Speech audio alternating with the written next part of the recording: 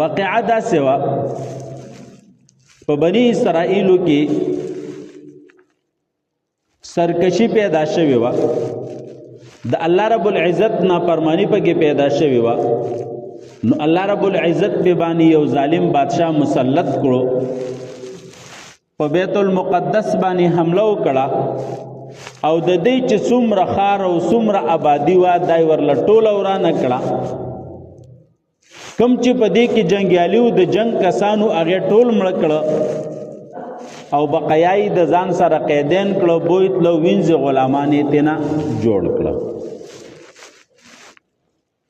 مکمل قصه ورله ختم کړه خارې ورله وران کو وی غرزا وی نړولو نارینه چې کم جوانانو او د جنگ کسانو هغه ورله مړ کړه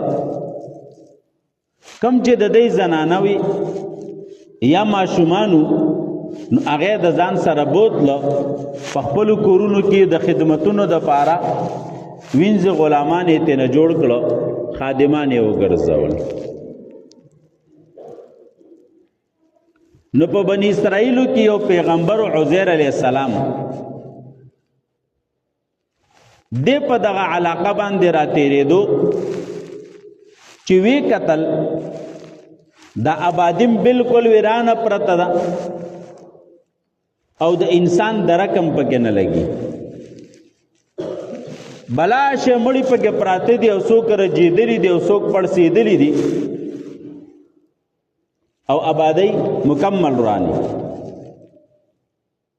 نو دیو قسم تعجب وکو ان یحیی هذه الله بعد موتها چې الله رب العزت با دا څنګه را ژوند کوي پس د مرګ نه مطلب دا شو چې دا خار دومره وران شوی دی دومره ویجاړ شوی دی دومره ګډوډ شوی دی دا به بیرته څنګه آبادیږي بیرته به په دې باندې د چا حکومت راځي بیرته به په دې کې د انسانانو چال چلن خرید او فروخت هغه څنګه شروع کیږي نور په الله خو یقینو پیغمبرو صرف کیفیت نو معلومه ولوي لیدلې نو فاماته الله 100 عام الله رب العزت په د باندې مرګ را وستو په عزیر علیہ السلام باندې او پورا سل کال دې مړ پروتو پورا سل کال د خلکو د نظرونو نه الله رب العزت پوشیده کړو چاته بم نخکاره کېدو او دې په دغه خار کې پروتو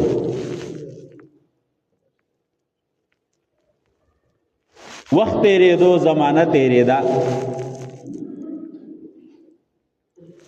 رفته رفته بیرته بنی اسرائیل ته یو قوت او طاقت پلاس باندې را لسل کال ډیره زمانہ ده د هغه ظالمانو نه ورته الله رب العزت ازادي ورکړه هغه باچا مړ شو بل رااله هغه بل باچا چراله بس الله ورته بزړه کې واچول بنی اسرائیل آزاد کړل زي تاسو خپل علاقې تخپل وطن ته او خپل کارونه کوي ټول را خوش کړو چې را خوشی کړو نو بس دی بیرته خپل کورونه آبادول شروع کړه رفته رفته آبادی روانه شوله حتی چې هغه ښار بالکل جوړ شو او انسانان پکې ښه ډېر پیدا شو آبادي ښه ډېره راغله ځکه سل کاله کې کافي تبدیلی راځي سل کاله پس الله رب العزت دا را ژوندی کړو را بیدار شو سترګې وغړولې نو فرشتہ ورلا رالا تو پوسی تینا وکو کم لبستا سمرا وقت دی تیر کو چه تو پا دیزے باندے پروتے ابتداءن اول وقت کی چه دو قتل نو دویل لبستو یومن او باز یومن یر یو رزب تیر شوی یو رزم ندا نیم او رز حصہ دو رز تیر شوی دا پخار خو اله نظر نه دی لګیدلې پته خو ورته نه لګي خیال یې داو چې بزه خو د شوی وم قال بل لبست 100 عام فرشتہ ورته وی د الله رب العزت د طرفنا چې تا خو پرسل کال په دې ځای باندې تیر کړ پرسل کالا دلیل غواړي چې 100 کاله تیر شوي دي. ګوره د الله رب العزت د قدرت دلایل ہوتا هغه وران خار څنګه آباد شوی دی، هغه ورک انسانان څنګه را پیدا شوي دي. خو ته خو دا غواړي چې دا مړی به څنګه ژوندی کېږي، دا کیفیت ویني. نو وی ګوره د ده سره 3 شیزونه مفسرینو لیکلي، قرآن پاک اجمال ذکر کړی، مفسرینو به تفسیر کړی، وضاحت یې کړی. یو د ده سره خرو چې د به پې سورلي کوله، انځر ورسره د انځر د هغې څو دانې دي، او یو ورسره نبیز د شربت د انګورو نه ویستلی شوي اوبه. الله رب العزت ورته وفرمایل فانظر الی طعامک و شرابک، د خپل خوراک او سکاک ته خو دې لږ وګوره، لم یتسنا چې بالکل بدبوداره شوي نه دي. ګوره د انځر په دانو باندې 100 کاله تیر شوي، بدبویي پکې نه ده پیدا شوې، څښا شوي نه دي، خراب شوي نه دي. څنګه چې تا سره تازه پراتو هغه شانه اوس هم تازه دي.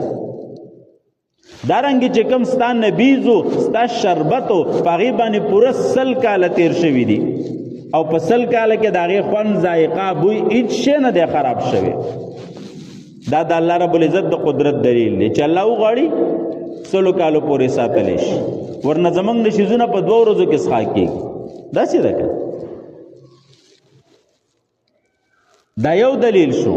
بل دلیل ته ګوره، وانظر الی حمارکا، اوس د خپل خر ته وګوره. ګوره د الله د قدرت دلیل په دې ځای کې دی. خر ته وګوره. نو عزیر علیه السلام چې وکتل نو خواته د خاورو یو ډیرکې ولاړ دی. دا د ده چې کوم خر دی 100 کاله تیر شوي، دا په دې ځای باندې مړ شوی دی او بالکل خاورې شوی دی، بس صرف د خاورې یو ډیرې غونته کې پروت دی. الله رب العزت ورته وفرمایل د فرشتې په ذریعې سره دا ستا هغه خر دی چې تا سره یو ځای په دې ځای باندې مړ شوی، تا الله محفوظ ساتلی او دای خاورې کړی دی. اوس ورته ته ګوره چې الله رب العزت څنګه را ژوندی کوي. نو عزیر علیه السلام ورته کتل او هغه خاورې وي د الله په قدرت سره په هغې کې باقاعده اډوکي جوړ شو، په هغه اډوکو باندې غوښه راله، بیا پې د پاسه چمړه راله او بیا پکې روح واچولی شو او خر را پاسېدو. هغه د خپل عادت مطابق اڼاری شروع. عزیر علیه السلام ورته ګوري بالکل په دې خپلو سترګو باندې.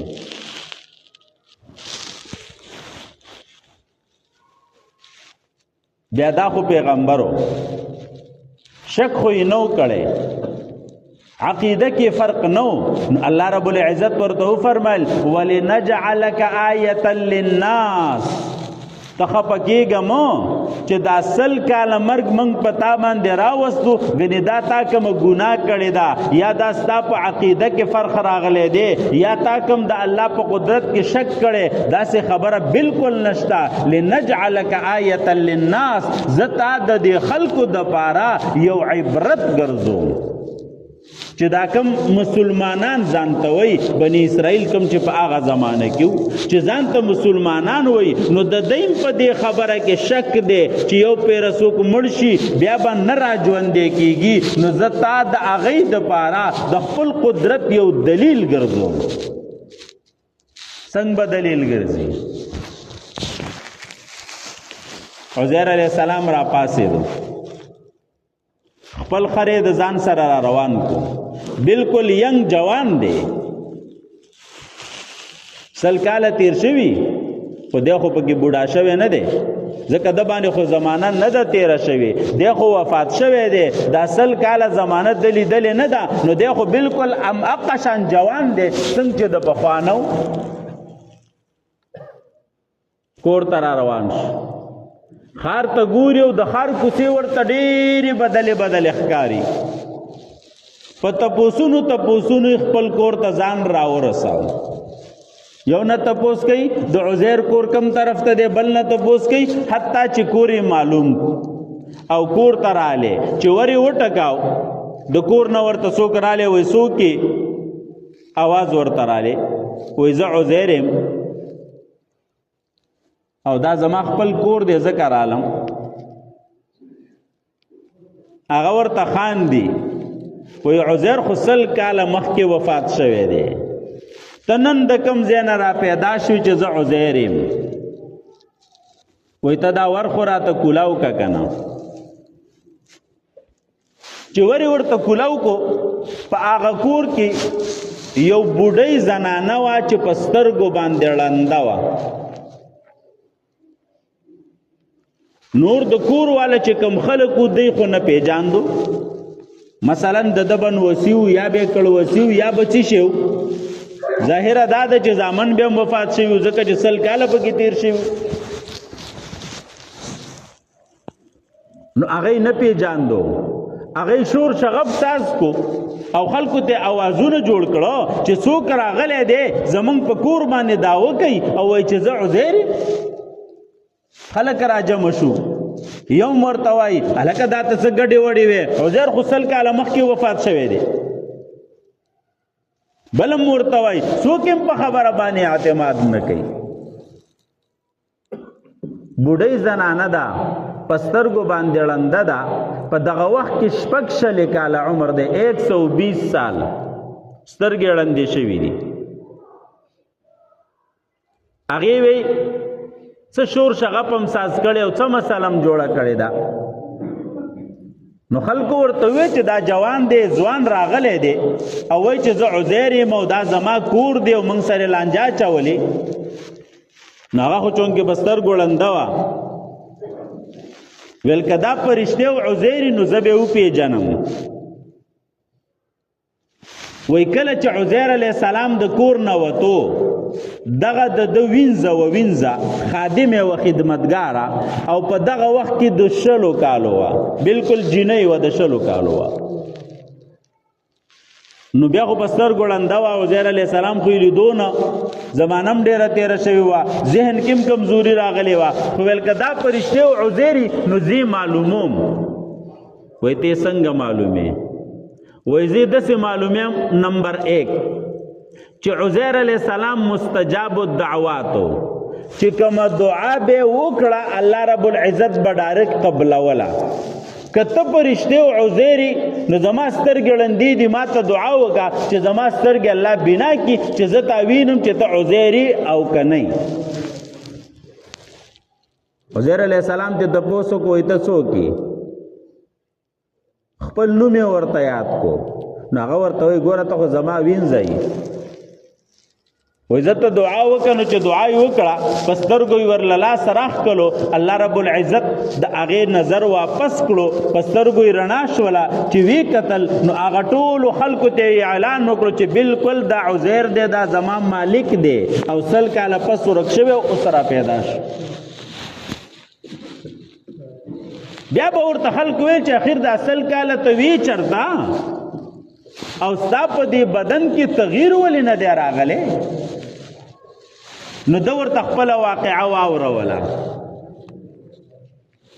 چې دا خو زه په بیت المقدس باندې تیرېدم، په دې ښار باندې هغه وران شوی او ما تعجب وکړو، الله ما باندې مرګ راوستو، 100 کاله زه هلته مړ پروت وم، هېڅ پته ماته نه ده لګېدلې چې څه حالات تیر شوي دي. نو بیا پکې چونکې د 100 کاله پس ژوندي کېدو خبره رااله او دلته د خلکو عقیدې خو ګډې وډې شوي وي، ذهنونو کې تردد او شبهات پیدا شوي وو، نو بیا یقین نه راتلو. نو چا وویلې مشرانو پکې چې لکه په بني اسرائیلو کې تاریخ کې دا خبره را روانه ده چې عزیر علیه السلام د تورات حافظو د تورات. نو ویل که ته فرشتو باندې عزیری نو موږ ته تورات واوروه، که تا ته تورات یادي نو موږ تا منو. نو چې کله ورته تورات واورولو دته خو یادو په سینه کې محفوظو، چې کله ورته تورات واورولو نو د خلکو یقین رااله چې او دا عزیر علیه السلام دی. بیا تینا خلکو ته پوس وکړو چې الله رب العزت دا 100 کاله ته مړ کړی وي او بیا را پاسولی، نو په دې کې د الله رب العزت حکمت سو. نو حکمت د الله رب العزت داو چې د کوم خلکو په دې کې شک دی چې د مرګ نه پس بیرته څوک نه راژوندي کیږي د هغه خلکو شک او شبهه الله رب العزت ختموله نو تاسو ته په دنیا کې وکوستله دا پکې څه د الله رب العزت حکمت